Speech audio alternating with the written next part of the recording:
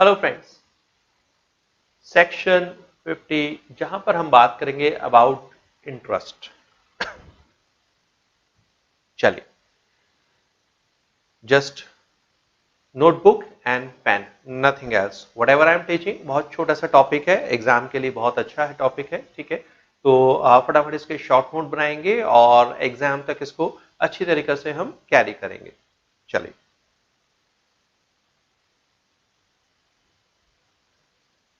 Interest.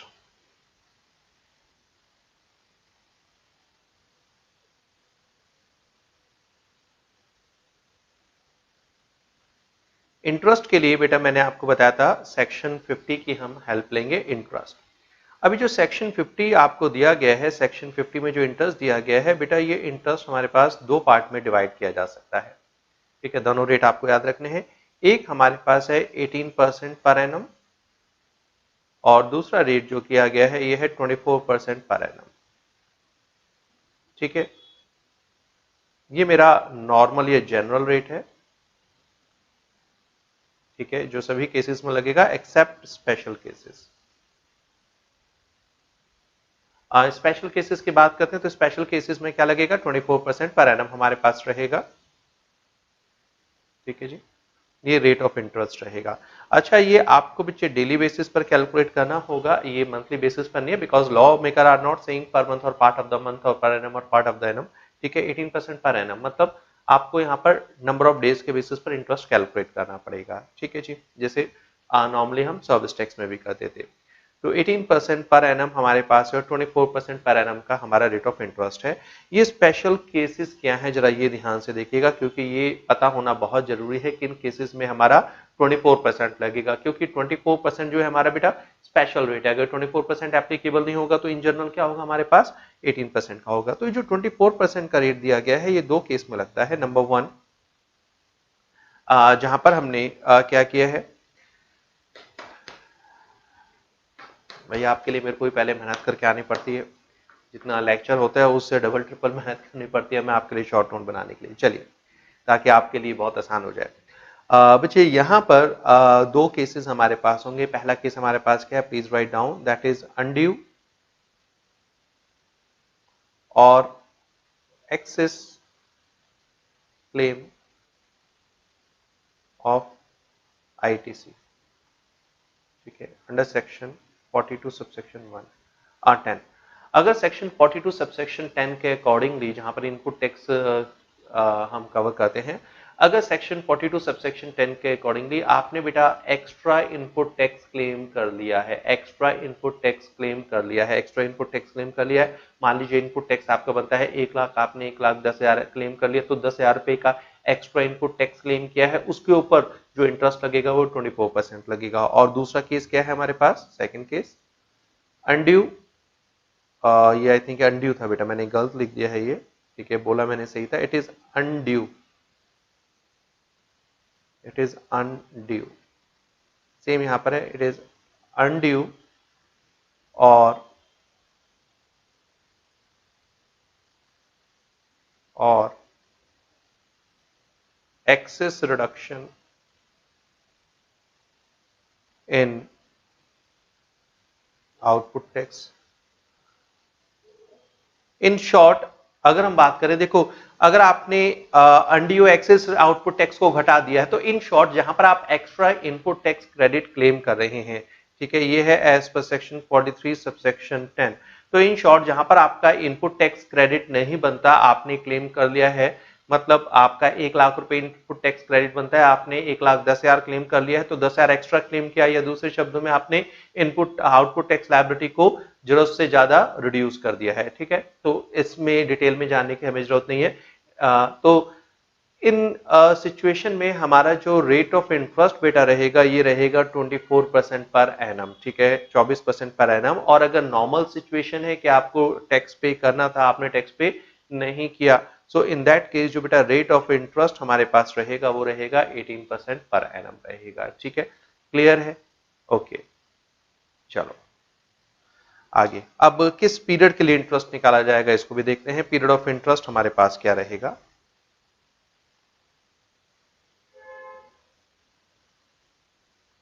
Period of interest. Period of interest हमारे पास क्या रहेगा, इसको जरा ध्यान देखिएगा, ये कहां से शुरू होगा, ड्यू डेट ऑफ पेमेंट। ठीक है, अगर आपने ड्यू डेट तक पे नहीं किया तो यहां इसके नेक्स्ट डे से शुरू होगा, next day from due date of payment, और यहां कब खत्म होगा, डेट ऑफ पेमेंट। ये वाली जो डेट है बेटा ये एक्सक्लूड करेंगे कैलकुलेशन में और उसको इंक्लूड करेंगे। मतलब अगर मेरा ड्यू डेट फॉर एग्जांपल 20 तारीख है और मैंने टैक्स पे नहीं किया तो जो इंटरेस्ट है वो 21 तारीख से लगना शुरू होगा, क्योंकि 20 तारीख तो ड्यू डेट थी। ठीक है, तो ये वाला जो है ये मेरा ड्यू डेट जो है, ये वाली जो पेमेंट की डेट है ड्यू, इसको एक्सक्लूड करना है, और जिस दिन आप पेमेंट कर रहे हैं एक्चुअली उसको इंक्लूड करना है। प्रैक्टिकली मैं आपके साथ अभी कवरेज करूंगा।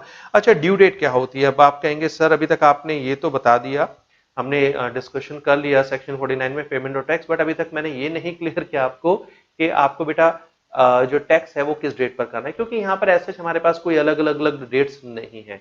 यहाँ पर डेट क्या होगी, यहाँ पर डेट बेटा लिंक होती है आपकी रिटर्न फाइलिंग की डेट। जो आपकी रिटर्न फाइलिंग की डेट होती है उस डेट तक आपको टैक्स जमा कराना जरूरी होता है, मतलब यहाँ पर सेम डेट होती है आपका। ठीक है, तो आपको टैक्स जमा कराना पड़ेगा।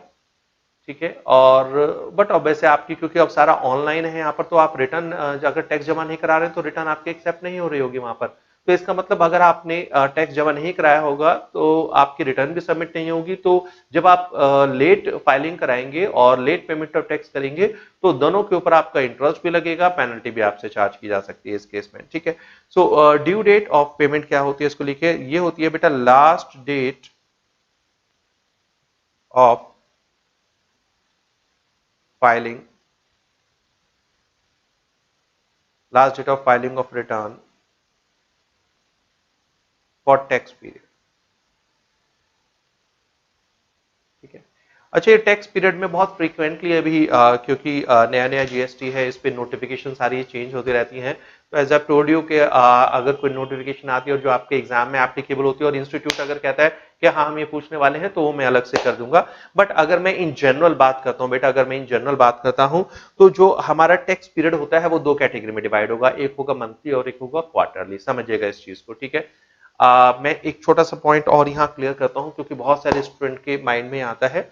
देखो, जीएसटी के बेसिक जो भी चेंजेस हैं वो जीएसटी काउंसिल में बेटा पहले पास होते हैं, फिर उसके बाद नोटिफिकेशन होते हैं। याद रखिएगा जो लॉ एप्लीकेबल होगा वो डेट ऑफ नोटिफिकेशन से होगा, नॉट फ्रॉम द डेट जब जीएसटी काउंसिल कहती है कि हम ऐसा रिकमेंड कर रहे हैं। जीएसटी काउंसिल बेटा रिकमेंड करेगी, समझना, जीएसटी काउंसिल केवल उसको रिकमेंड करेगी, मगर उसके लिए गवर्नमेंट को पहले नोटिफिकेशन इशू करना पड़ेगा। तो जीएसटी काउंसिल ने नोटिफाई कर दिया, सॉरी रिकमेंड कर दिया, बट उसके ऊपर जब तक नोटिफिकेशन नहीं आएगी तो वो एप्लीकेबल नहीं होगा।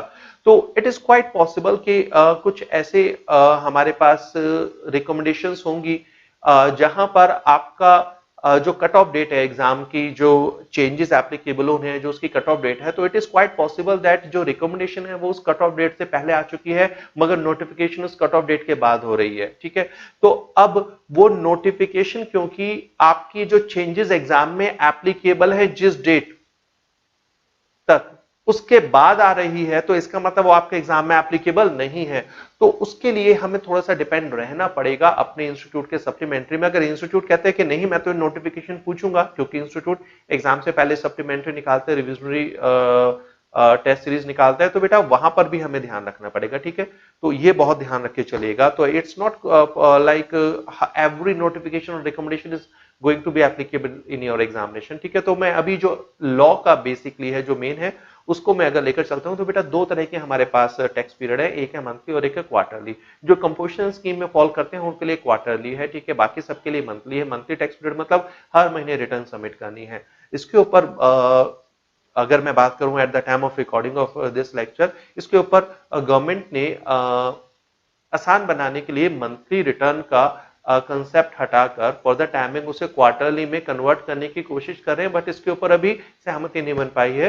तो गवर्नमेंट ने एक टाइमिंग, एक टेम्परेरी रिटर्न का कंसेप्ट यहाँ पर क्या है कि हर महीने आप ये रिटर्न तो सबमिट कर दीजिए, करते रहिए, मंथली बेसिस पर करते रहिए।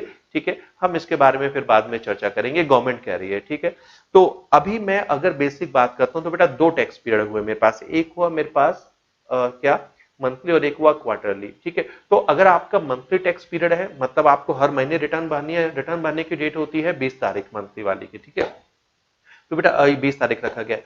तो अगर मैं इन जनरल लेकर चलूं तो आपको हर महीने टैक्स जमा कराना पड़ेगा। तो महीने की 20 तारीख है, तो इसका मतलब अगर आपने एक फॉर एग्जांपल मान लीजिए आपका सितंबर का टैक्स है, सितंबर का है, ठीक है, तो सितंबर का कब होगा आपके पास? सितंबर का होगा अक्टूबर में, अक्टूबर का नवंबर में, नवंबर का दिसंबर, दिसंबर का जनवरी, जनवरी का फरवरी, फरवरी का मार्च एंड सो ऑन। ये चल रहे हैं, मतलब हर अगले महीने की 20 तारीख तक आपको रिटर्न सबमिट करानी होती है, जिसका मतलब आपको अगले महीने की 20 तारीख तक टैक्स भी जमा कराना पड़ेगा। क्लियर है? तो ये वैसे रिटर्न में मैं आपके साथ डिस्कस करूंगा। तो last day of filing of return होगा आपका, ठीक है, due date of payment of tax. ठीक है, अब जरा देखते हैं, चलो एक दो एग्जांपल लेकर मैं यहां पर कराता हूं। मान लीजिए due date of payment of tax है 20 जनवरी। ठीक है, tax 1 lakh, tax paid on, tax paid on 18,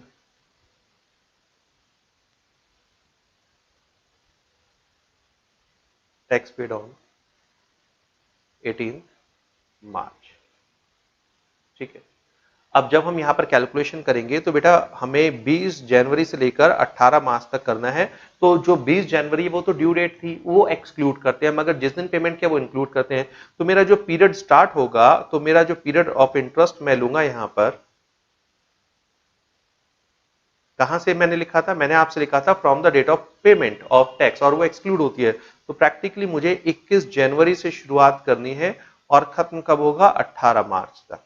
ठीक है, तो जनवरी की अगर मैं बात करता हूं, जनवरी के रहेंगे 11 दिन, फरवरी के 28 डेज, ठीक है, लीप ईयर नहीं है अगर, ठीक है, लीप ईयर के केस में 29 हो जाएगा, 28, और ये हो गया मेरे पास मार्च के 18 दिन। तो कुल मिलाकर मेरे पास कितने रहे? ये 11 प्लस 28 प्लस 18, मेरे पास हो गए टोटल 57 डेज बेटा, 57 डेज। तो we have to calculate interest for 57 days. अब इंटरेस्ट हम कैलकुलेट करेंगे फॉर 57 डेज।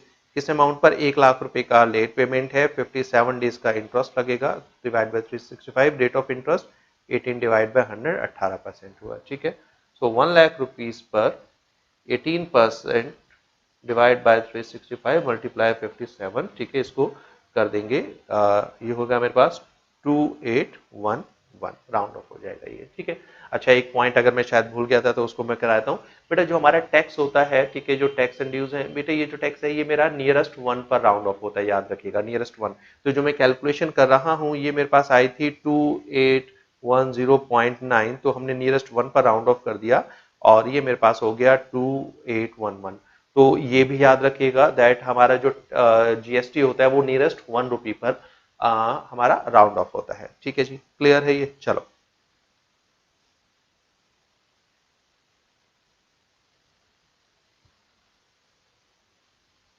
अब ध्यान से एक और एग्जांपल जरा देखना, ये चीज देखना। टैक्स पेड ऑन 20th जनवरी 1 लाख। ठीक है, 1 लाख। अभी 1 लाख कैसे निकाला गया जरा इसको समझना। ये था कुछ इस तरीके से, output tax 1 lakh minus input tax credit, sorry 1 lakh नहीं, ये था तो ज्यादा हमें चाहिएगा,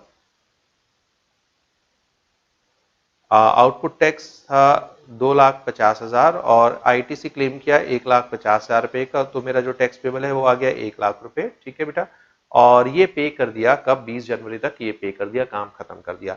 अब जरा ध्यान से देखिएगा, पे कर दिया। लेटर ऑन डिपार्टमेंट ने नोटिस किया, डिपार्टमेंट ने नोटिस किया कि आउट ऑफ 1,50,000 रुपीज ये जो 40,000 रुपए का आपका आईटीसी है, ये आईटीसी एक्सेस क्लेम कर लिया, एक्सेस क्लेम। ठीक है। सो नोटिस इशू किया गया, ठीक है, ये पढ़ेंगे नोटिस 73 74 में डिमांड निकाली गई, ठीक है, नोटिस इशू किया गया और ये जो 40,000 रुपए है ये पे कर दिया गया, पेड ऑन 16 अप्रैल। अब जरा ध्यान से मुझे बताइए बेटा यहां पर रेट ऑफ इंटरेस्ट क्या लगेगा। देखो आपने जो टैक्स पे करना था वो पे नहीं किया तो नॉर्मल रेट है 18%। अगर आपने extra input tax credit claim कर लिया, ठीक है, as per section 42 sub section 10, ठीक है, और बाद में पता बट अब ऐसे ही क्लेम करने के बाद में पता लगेगा तो नोटिस आया डिपार्टमेंट का, गवर्नमेंट कर रही है भाई साहब आपने 40,000 रुपए का एक्स्ट्रा आईटीसी क्लेम कर लिया जो तो अलाउड ही नहीं था, ठीक है, 42(10) में आपने एक्सेस क्लेम कर लिया तो एसएससी ने कहा अच्छा सर गलती हो गई, डीलर ने कहा गलती हो गई और 40,000 रुपए जमा करा दिया। कब जमा कराया? 16 अप्रैल। तो बेटा आप समझिएगा इसका मतलब ये हुआ कि भाई साहब यहीं पर ये जो 2,40,000 है यहां से माइनस करना था 1,10,000 रुपए, तो आपको पे करना था 1,40,000। मतलब ये 40,000 आपको पे कब करना था? 20 जनवरी को ही पे करना था, आपने पे नहीं किया। पे कब किया? 16 अप्रैल। तो इसके ऊपर आपको इंटरेस्ट पे करना पड़ेगा, बट अब जो रेट ऑफ इंटरेस्ट है वो 18% नहीं होगा, कितना होगा? 24% हम लेकर चलेंगे, ठीक है। तो यहां पर मेरा जो पीरियड रहेगा वो 21 जनवरी से रहेगा, क्योंकि ये वाली एक्सक्लूड करते हैं date, due date of payment 21 जनवरी से रहेगा। और कब तक रहेगा? ये रहेगा बेटा हमारा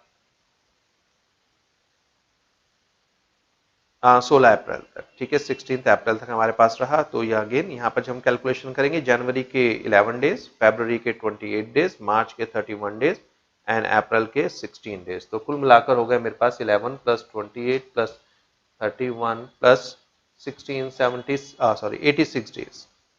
तो 86 डेज का इंटरेस्ट हम यहाँ कैलकुलेट कर देंगे, कितना होगा? 40,000 एक्सेस क्लेम है, कितना? 86 divide by 365 and rate of interest है 24/100। याद रखना है 24% हमारे पास लगेगा।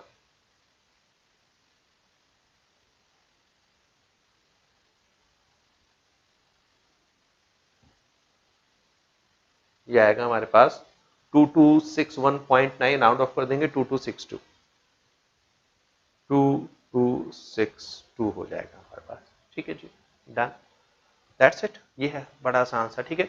तो छोटा सा टॉपिक हमारे पास था एग्जाम के लिए, मगर ये इंपॉर्टेंट है। थियोरेटिकली भी एग्जामिनर डिमांड कर सकता है, प्रैक्टिकली भी बेटा आपसे इसके बारे में पूछा जा सकता है। इसके बारे में एक बार दोबारा चर्चा होगी इंटरेस्ट का, जब मैं आपके साथ डिस्कस करूंगा सेक्शन 73 74 में किस तरीके से डिमांड कैलकुलेशन होती है, ठीक है। तो चलिए वाइंड अप करते हैं इस लेक्चर को, मिलते हैं नए लेक्चर में एक नए टॉपिक के साथ। Keep learning, all the best.